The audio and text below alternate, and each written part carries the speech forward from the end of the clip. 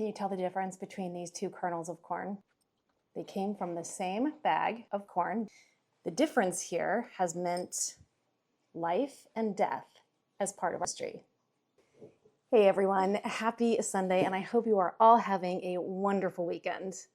Today we are going to be in the kitchen because I have a project I'm going to be doing. I want to keep practicing on my corn or tortilla making skills, and I'm out of the corn, but I need to do that. So today we are not just going to be making tortillas, we're unlocking the ancient secret that makes corn more delicious and more nutritious: nixtamalization.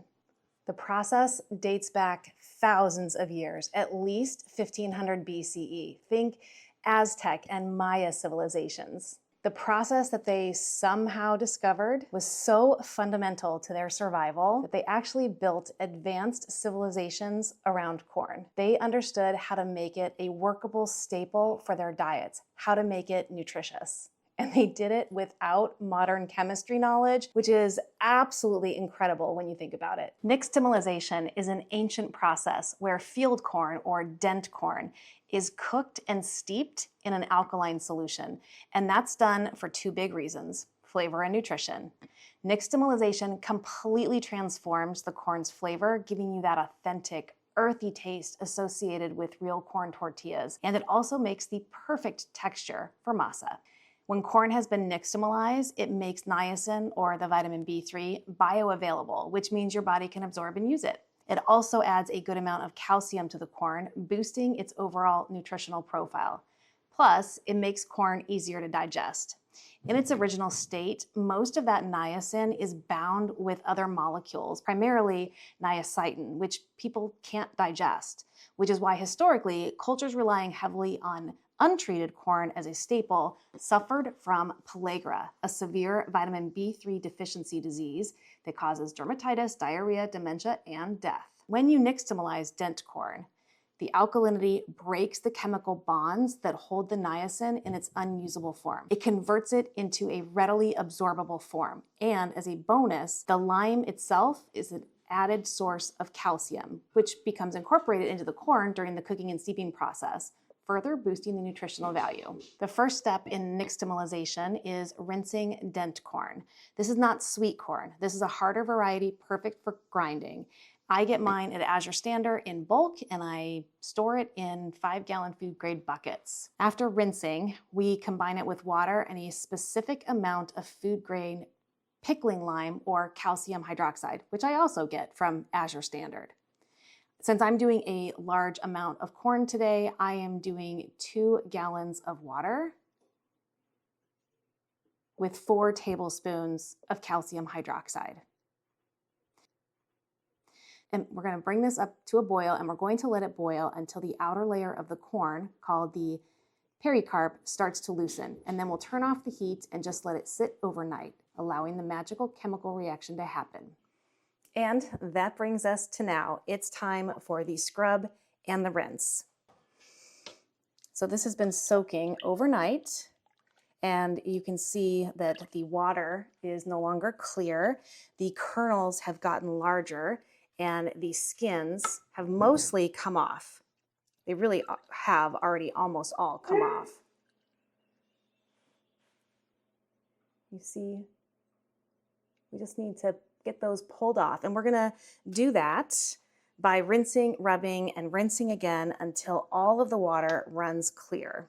If the pericarp, or the skin or the hull on the outside of each kernel of corn, is left on, it would make the masa gritty and tough, resulting in tortillas that don't have a very good texture. Removing it makes a smoother, more pliable masa and a better tortilla, or at least it's supposed to. I've been practicing my corn tortilla techniques, and honestly, I'm struggling. So I did some research and learned that the hydration of masa from ground dry nixtamal can be tricky, and that's what I've been using. So today we're gonna use fresh and see if we get better results. Now, I chose to make a massive batch here. I think the last time I did this was 3 years ago, and I only ran out of my nixtamal last week trying to make tortillas. And that's the beauty of doing a lot at once.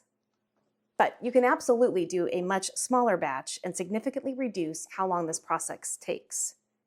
But I have a few different plans for this corn. But today we are just gonna focus on the nixtamalization process and trying to perfect our tortillas using freshly made, freshly ground masa. And because I know how long it's going to take me to clean every single individual kernel of corn in this large pot, because I've done it before, I'm actually gonna get a little creative and see if I can do some double duty to reduce the time. Now again, you do not have to make this much. You can do this overnight using just the amount of corn that you would need to make a certain number of tortillas, because the tortillas that you make fresh, they're not gonna stay good past probably 2 or 3 days anyway, but that's okay. I'm gonna end up most likely freezing masa that we're gonna be making today. But again, I have other plans for this corn as well. But we need to get over to the sink and we need to get the process started. First thing we need to do is drain the pot.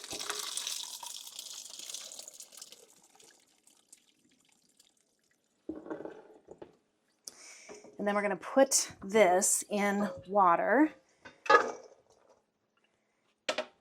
We're gonna clean out our colander after each time because we got a lot of the pericarp in there, or the skins of the corn kernels, and that's what we're trying to get rid of. So we'll rinse this out each time. And then we're gonna fill our corn bowl up with water.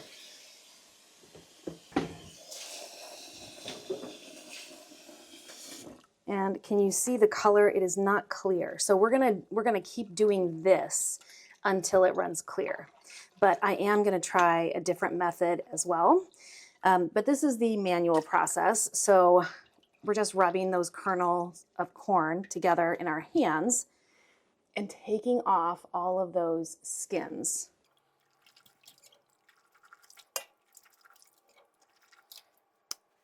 I've got another bowl here that I'm gonna start on this one.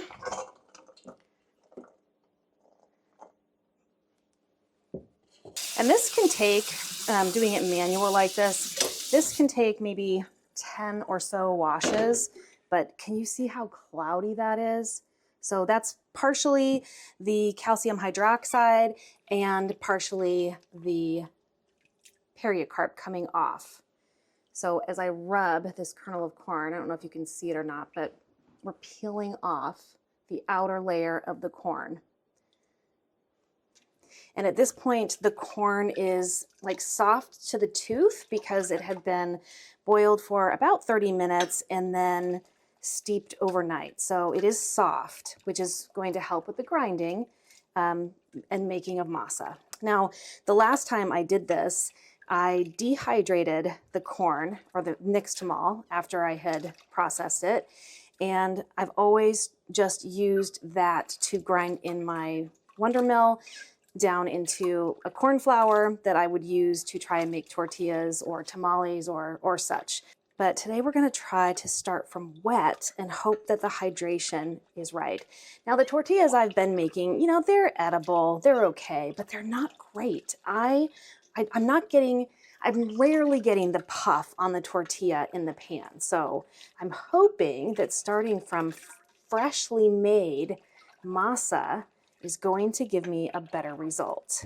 All right, now that I've rubbed this pretty thoroughly, I'm gonna dump it back into the colander and we're gonna get rid of all of those skins and the calcium hydroxide.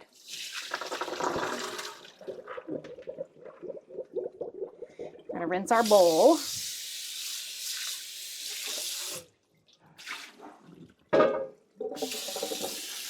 And our corn. And then we're gonna put it back in the bowl and do it again. And we're just gonna keep doing that until the corn is clean.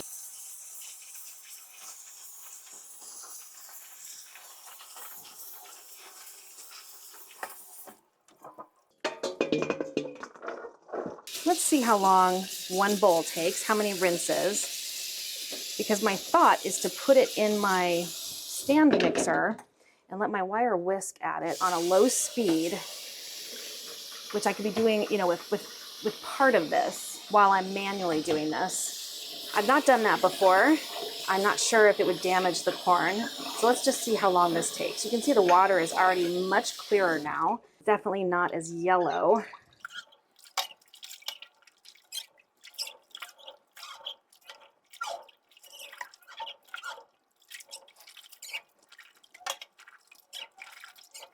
And give it another rinse. Bowl is cleaner this time. This is about 1/3 of the corn that I have to do.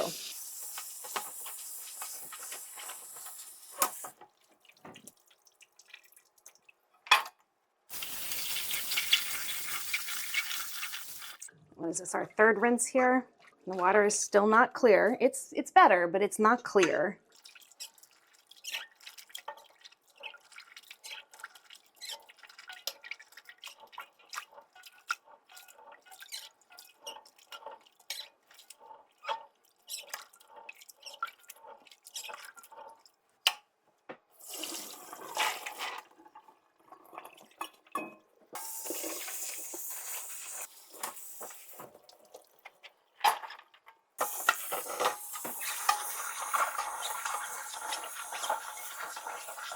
Much clearer this time. Maybe this doesn't take as long as I remember it taking. Maybe we won't take out the stand mixer.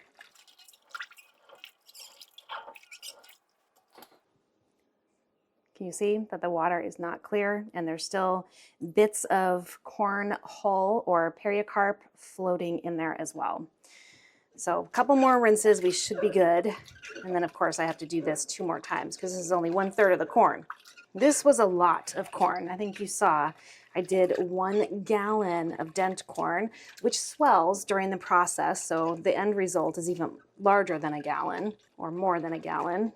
But once this process is done and this dent corn has been turned into nixtamal, you can make tortillas, tortilla chips, amazing masa for tamales. It can be added to soups or stews. It has a wonderful flavor, really delicious. I also have blue corn, same dent blue corn that I bought from Azure, but I haven't even opened that yet. I want to, but I want to get the process down.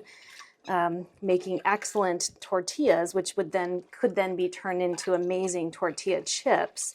I'd love to make some homemade blue corn tortilla chips. So there's different kinds of corn you can use. The only thing you want to make sure you're doing is using a non-sweet corn, so a dent or field corn. They're the same. They're just, some people call it field corn, some people call it dent corn. Pretty cloudy. We need it to run clear.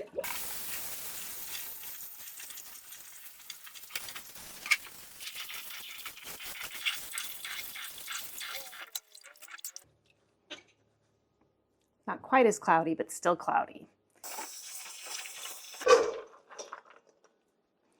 You see all the gunk on the bottom of the colander? Now some of that's corn, but a lot of it's not.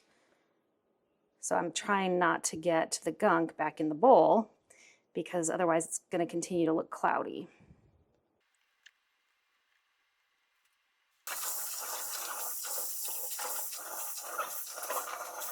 I'm going to transfer some to a different bowl just because I think if I'm working with a smaller amount, I can rinse it better in the colander.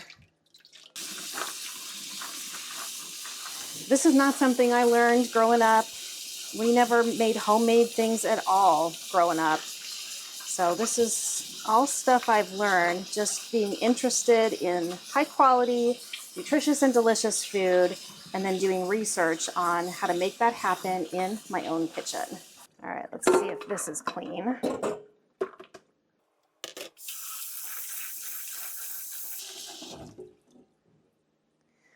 Much better. We still have a few floaties, but I definitely am going to do a smaller amount so I can get a better rinse on them.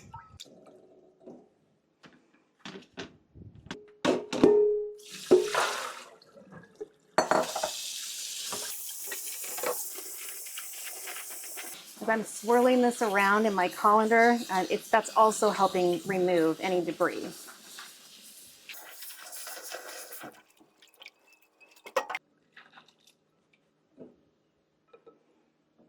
We're getting there. We're so close.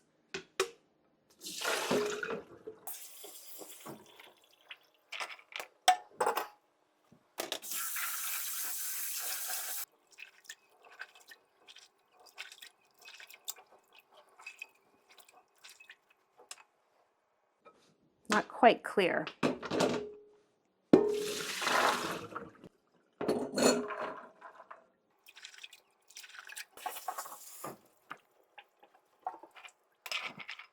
Let's see if we're clear.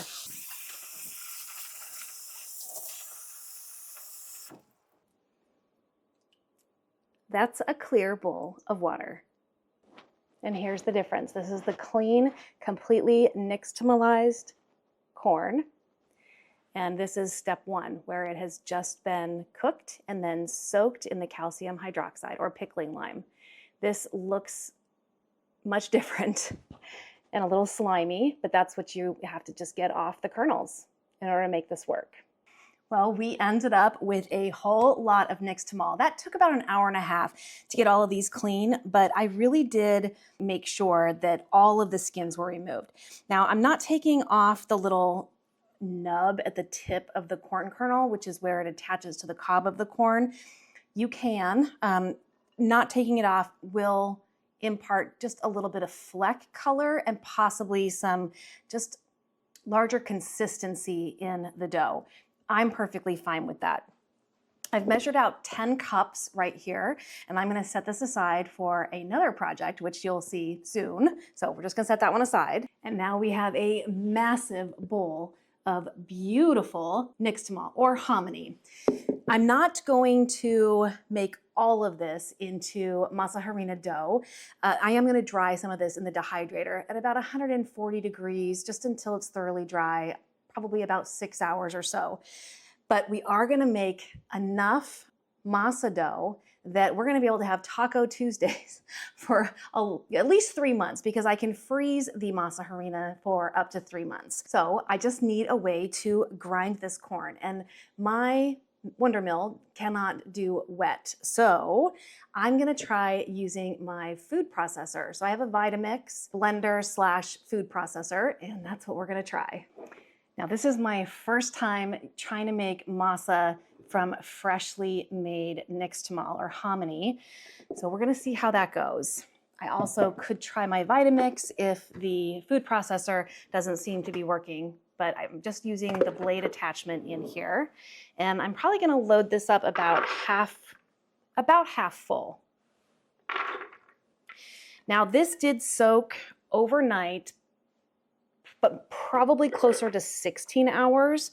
So I'm hoping that there is enough moisture inside the corn that I'm not gonna have to add a lot of water. I think that once you get into the adding more water, oh, now it's too wet and now we need it drier. I don't wanna get into that. But I do have some nixtamal from stuff I had dried that I did grind down. So I have about a pint-sized jar of that. So if I do need to add some dry, if this gets overly wet, we should be okay. Yeah, that's about half.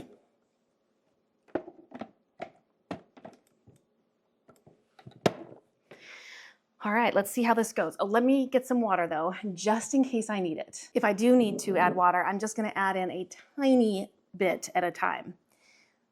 All right, we should be good to go. Let's see how well this works. I'm gonna pulse it.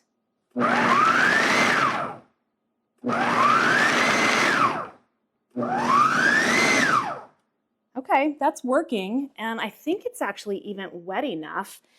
I'm gonna go for it. I'm just gonna turn it on, and this might take a few minutes.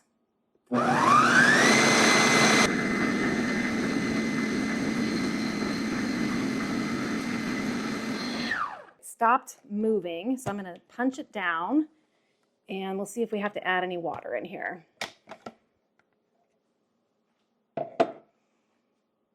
So this is still very, very coarse. It is not at all smooth. I might take some of this, half of this out and work in smaller portions. I think that's what I'm gonna do.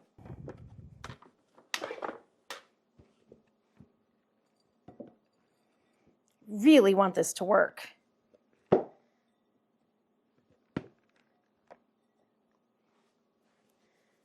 We'll come back to this one in just a minute.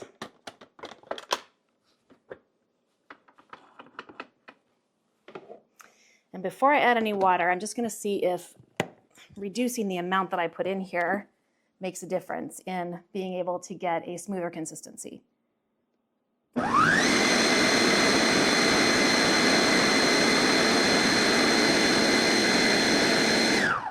Nope, we're going to need to add a little water.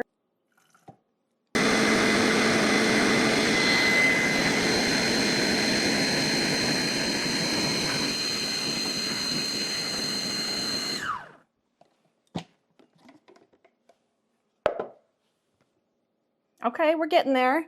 That is smoother. We're not there yet, but it is smoother. And I don't think that this is hydrated enough, so I am going to add a little bit more water. About a tablespoon at a time.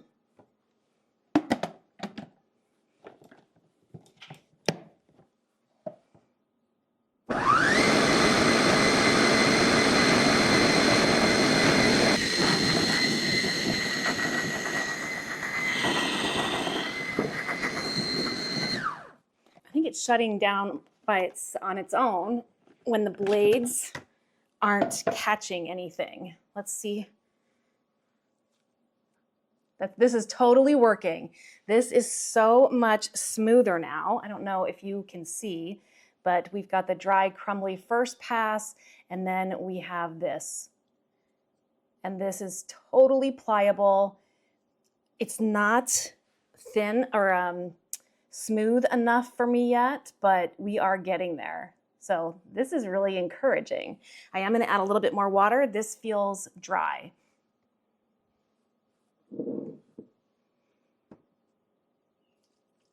And I'm also going to add a little salt in here for flavor. And you could add other things in here as well if you wanted to add some Mexican oregano, some chili powder, some paprika, just to give your tortillas or future tortilla chips a little boost of flavor and nutrition. Little salt. That was maybe half a teaspoon, maybe.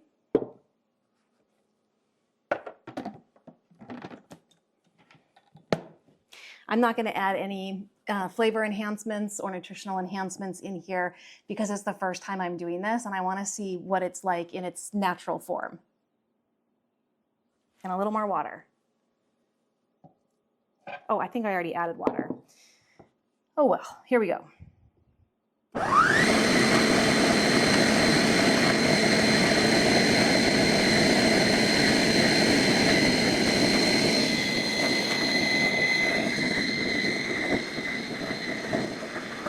We have dough. We have dough. Let's see if it's smooth and what the consistency is like, or the hydration level.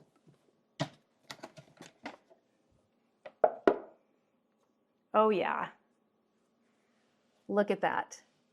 That is soft and pliable and smooth. I think I overhydrated it though. So I'm going to be careful with the rest of this bowl here to make sure that I don't overhydrate it, and we'll end up marrying the two together. I think this is going to be just fine. And maybe this is the right hydration. I mean, it is sticking a little bit to my hands. We'll find out. We'll find out if we can get this pressed and cooked up. But this is amazing. And can you see the little dark flecks in here? That's from the tip of the kernels not being removed. All right, let's get this dough out.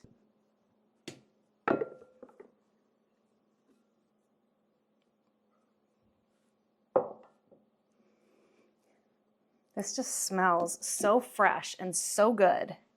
I'm tempted to try a tortilla with this dough just as it is to test the hydration. I know that hydration is the issue I've been having when trying to make really good corn tortillas, whether for enchiladas or tacos, tostadas. So I'm tempted to hold a little bit of this out and just go ahead and press it and see what we end up with.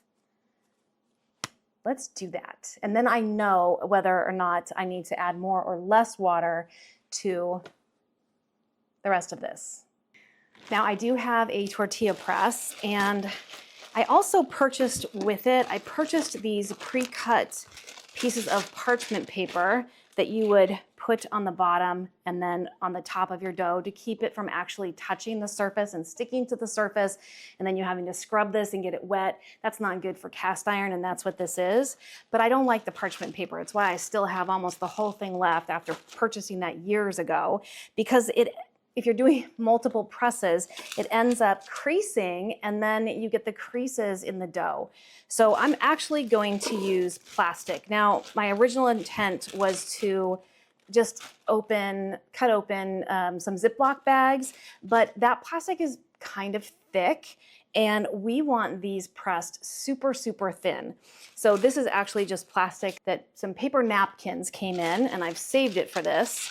So I am going to put this inside so I know the size I need to cut.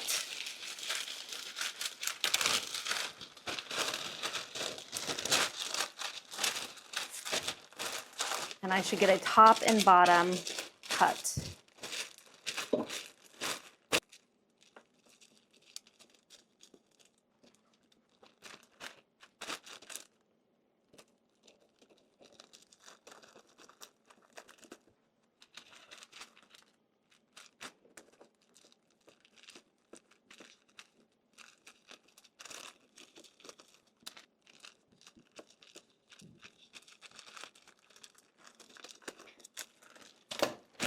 All right, now I have 2 pieces of plastic. I've got my cast iron skillet, because I don't own a Kamal, but I do have a nice seasoned cast iron skillet, so that's what we're gonna use. And I've got that turned on to about a medium high, more like a medium. We want it nice and hot in there, but you don't want it smoking, so hot that it smokes. So we're gonna put a piece of plastic on the bottom. I'm gonna make a little golf ball size dough ball here. And when we press it out, if the edges are cracked, then the dough is too dry. And if it won't peel off of the plastic, then it's too wet.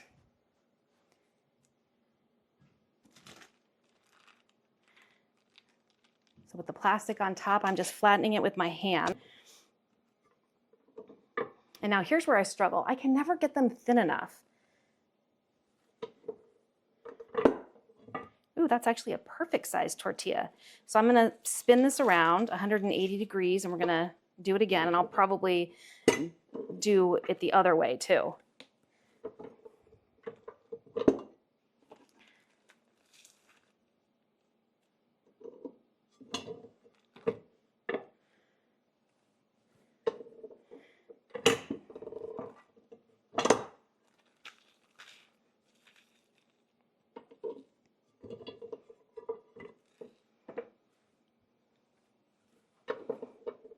I think we are pressed as good as we can get. All right, we are just starting to smoke, so I'm going to turn this heat down a tiny bit, just a tiny bit. I'm going to get a spatula ready just in case I need it. I'm going to use a metal one because that is thin. Now, most of the time I can flip these just using my hands, but just in case I have the spatula. All right, let's see if this comes off. So I'm going to peel the top layer of plastic off, and that released just fine. This is exciting. And look at the gorgeous flecks in there. And that is, again, from leaving the tip of the kernel on. All right, now to get it off this piece of plastic, I'm going to flip it over onto my hand, and I'm going to carefully peel the plastic away. Nope, we're too wet. It's not going to peel away. So we are slightly overhydrated. Yep, do you see it's not coming off. All right, so I'm going to turn my pan off, and we are going to add less water to the next batch, and then we'll marry them together. I'll put them in the stand mixer and we'll knead them together. All right, let's put this in. Very dry and crumbly. Gonna add, let's actually measure this. So, well, you know, it's not gonna help. It's not gonna help you or me to measure it because the humidity and the temperature and all of that is going to affect how much moisture you need to add or water. But let's just add, I'm gonna add 2 tablespoons. And I'm gonna add the salt. Another ½ teaspoon or so.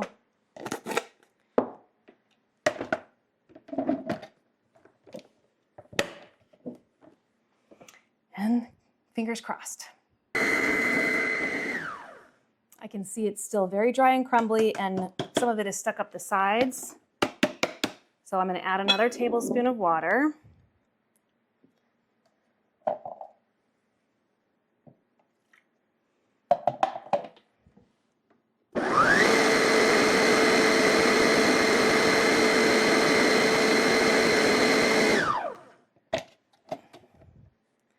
And we are still stuck up the sides here. And we are still very dry. So another tablespoon of water.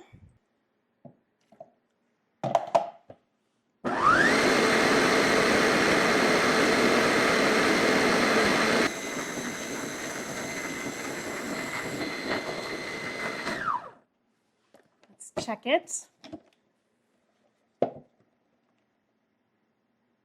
Very dry, but it is getting smooth. So we're going to add another tablespoon of water.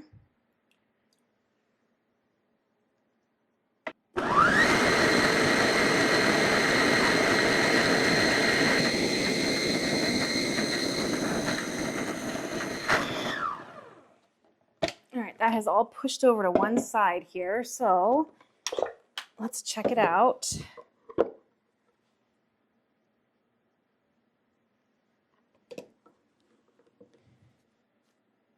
We have a smooth dough that feels slightly dry, but it is very pliable. So I think I'm gonna call this good, and we're gonna marry these two together in my stand mixer. I'm gonna measure out the weight of what we originally pressed, so I know how much to use per tortilla, so I can figure out how much dough to freeze in individual Ziploc bags so that I know how many tortillas I want per meal.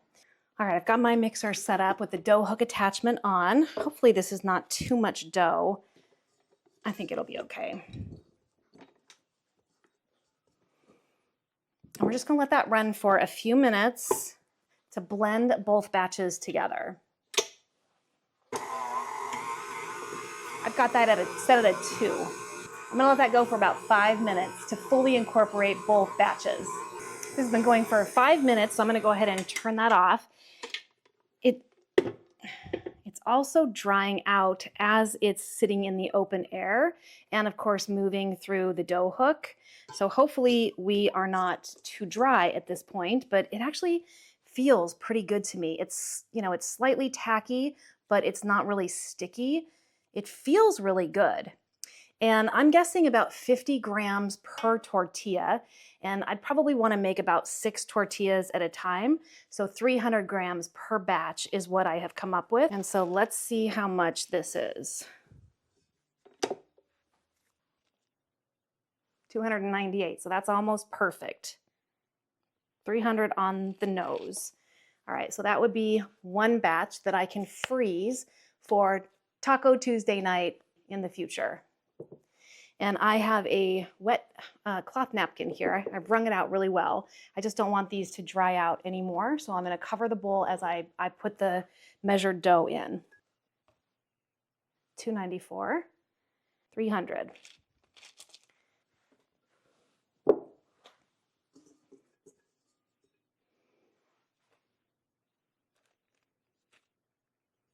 And 300. So that is 3 weeks worth of tortillas in just that small amount of nixtamal that we have used, which is incredible. This is such an economical way to cook if you have the time and inclination to do so. Now I have this left over, so we're going to try one more time to make a tortilla. So let me get about a 50-gram piece,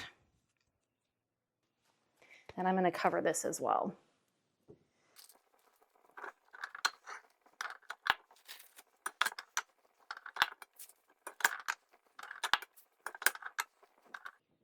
And I can tell as I'm pressing and turning that I'm getting resistance less and less each time I turn it, so that by that fourth turn, there's really no resistance. So I think that that is just about as thin as we can get it. And again, it just looks beautiful with all those specks in there. All right, let's see if we can get this off the plastic. Our pan is not quite hot enough, but it will be in a minute.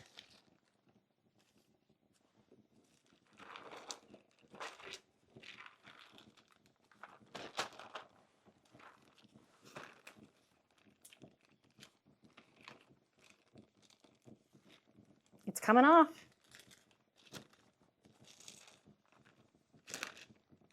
Look at that. We have a pressed tortilla ready to cook. Now we're going to cook it about 30 seconds or so. I'm looking at the edges. I'm looking to see, if they're starting to curl up at all to show me that it's being cooked. Now, this is the second side, and when we turn it back to the first side in just about 20-30 seconds, that's when we will hopefully see a puff in the middle of the tortilla, which would indicate that there's steam building up in there and fully cooking it on the inside. I'm excited though. These look great so far. I've got a plate here with a cloth napkin, and I'm going to be putting a second cloth napkin over the top once this gets moved.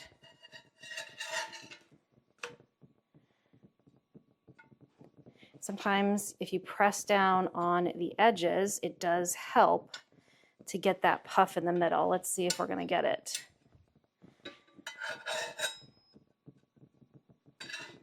I'm not seeing a puff. No puff. And one of the challenges I have, I think I mentioned, with homemade tortillas is that I don't get them thin enough. So we're going to test this one and see if it's thin enough. Let's go ahead and take it off. And I'm going to let it sit for just a minute to cool down a little bit, and then we'll test it. But let's roll out another one.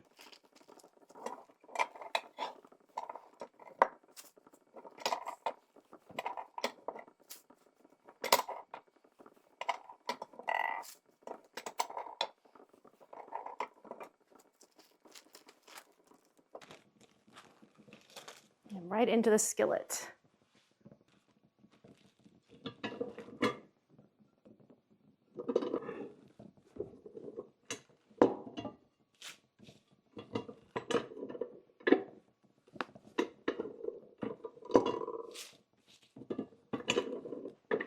The edges are starting to curl up, so I'm going to go ahead and flip it. If it wasn't ready to be flipped, it would not lift away from the pan.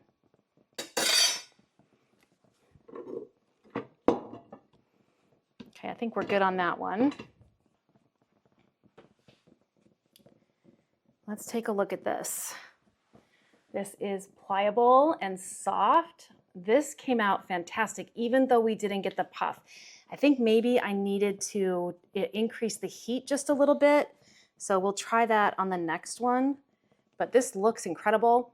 It smells incredible. It is totally pliable. You could totally do enchiladas with these and they would not crack on you.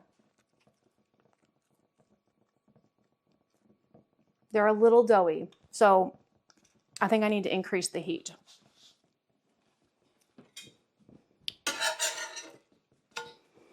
It's delicious though.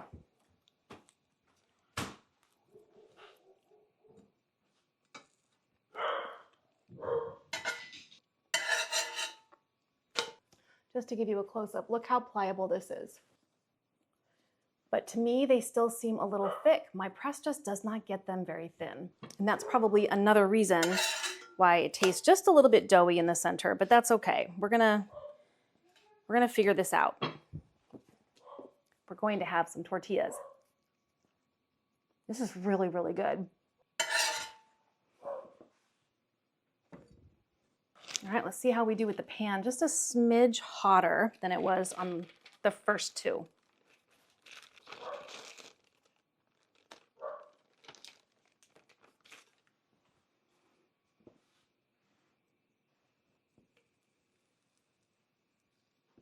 Looks good. I'm keeping an eye over here as I'm doing this.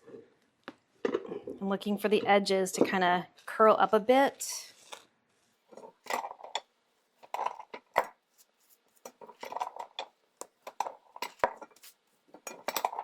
There we go.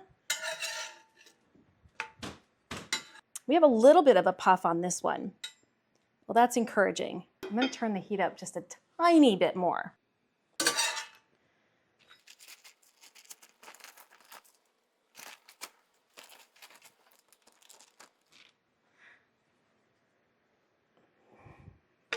This one's puffing right away, so that might be too hot, but we'll see. You can see we've got a little bit of a puff there, and we left some on the plastic, which tells me that we're a little bit wet. So I'm going to actually take the wet towel off of the bowl.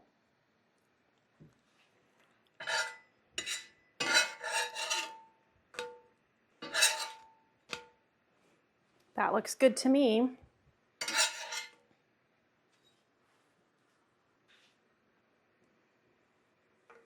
Got a little puff coming up here. It's ready to turn when it lets you turn it.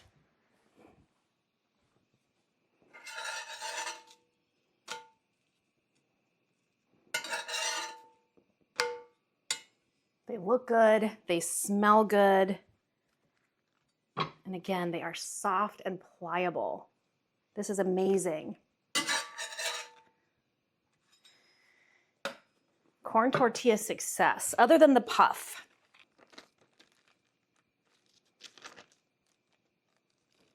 See how this plastic just keeps folding back in on itself, which makes it a little challenging. There, it did it again, and it's breaking the edges. Not perfect.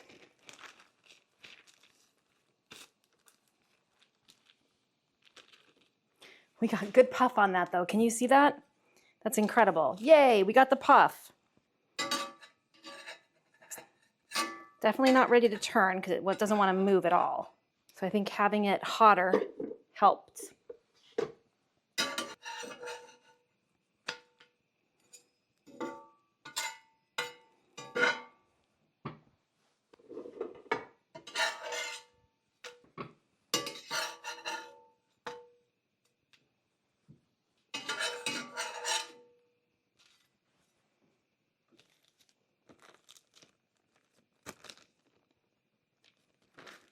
My hands are just not big enough to hold this.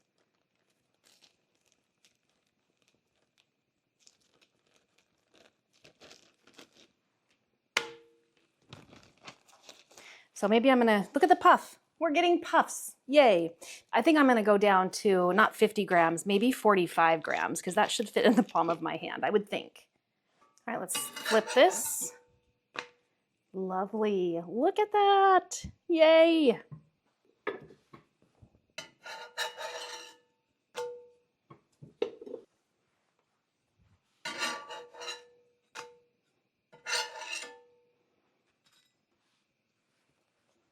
We're gonna make 2 more tortillas, but I am gonna go to the parchment paper because at this point, the plastic has a lot of dry dough on it and it doesn't want to release the dough once it's pressed. I think only doing 2 on the parchment paper will be okay. I don't think that we're gonna get a lot of wrinkles in here from just 2 presses.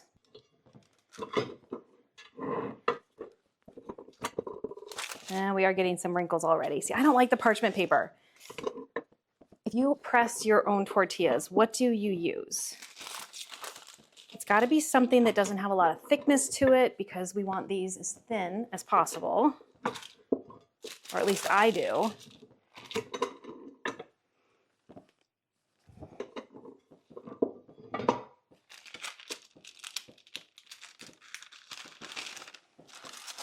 And so here is the little assembly line. We'll get our tortilla off of the paper onto our hand. It does peel very easily away from the parchment paper versus the plastic, but the plastic is kind of big. It was just getting in its own way. Beautiful.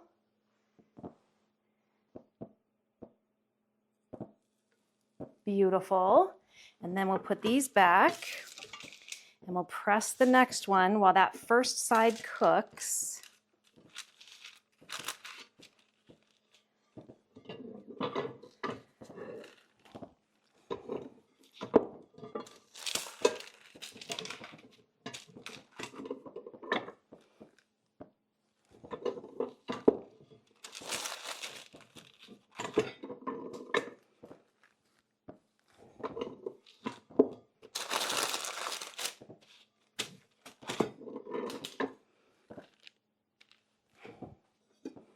Let's see if we're ready to turn.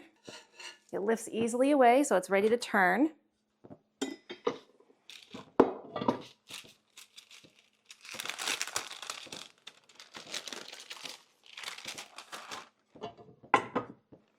Can you see the wrinkles in here from the parchment paper kind of folding up a little bit?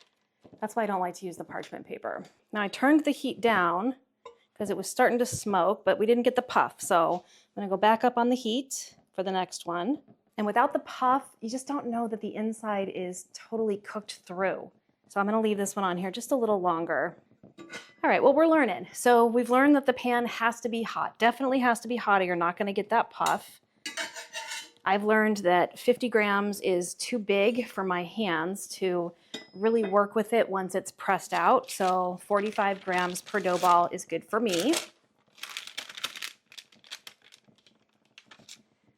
We've learned not to cover the bowl with a wet towel because it introduces more moisture. Maybe if the dough was dry, you could do that.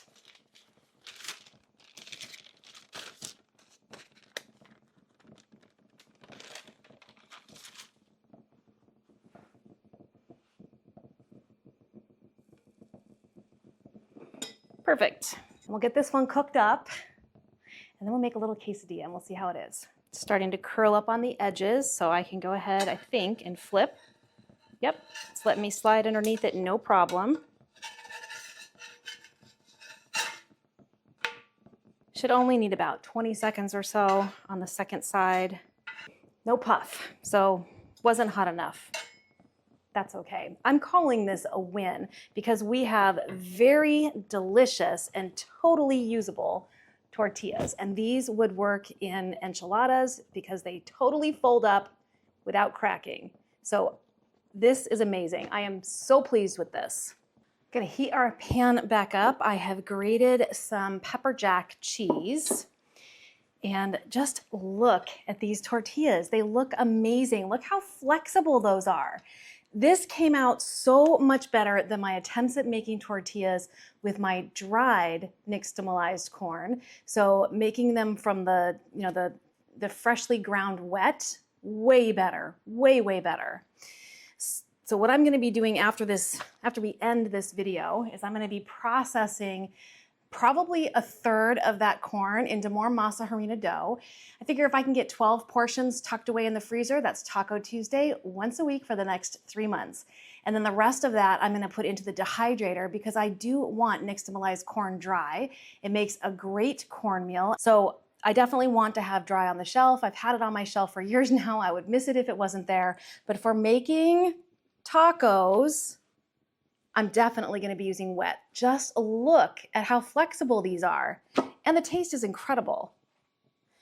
All right, that is heating up nicely. So I'm gonna drop one on with a little bit of cheese.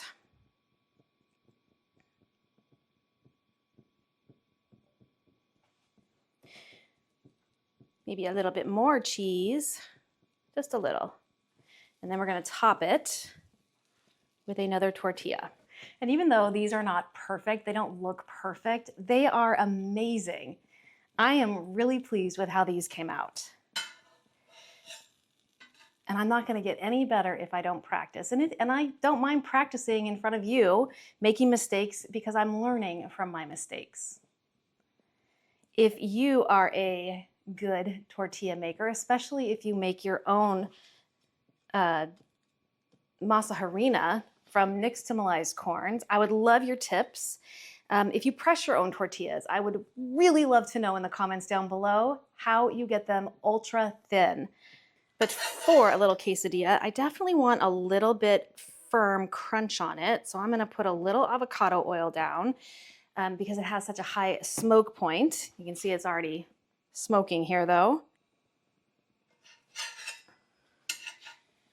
There we go. That's gonna be good. And then I still have that second big bowl of the 10 cups that I measured out, and that's gonna be an experiment, one that I'm excited to try. And I will bring you along for that.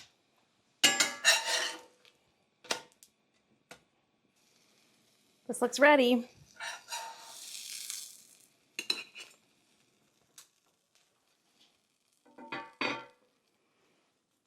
That looks absolutely delicious.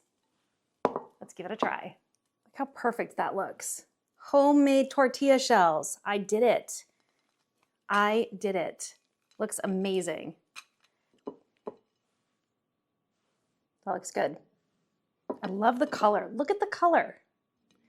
All right, let's give this a try. I know it's gonna be good. Who doesn't like freshly made corn tortillas and melted cheese? Oh my goodness. The flavor of these tortillas is incredible. Just incredible. We've got a slight crunch to them. It is such a fresh flavor. It is absolutely delicious.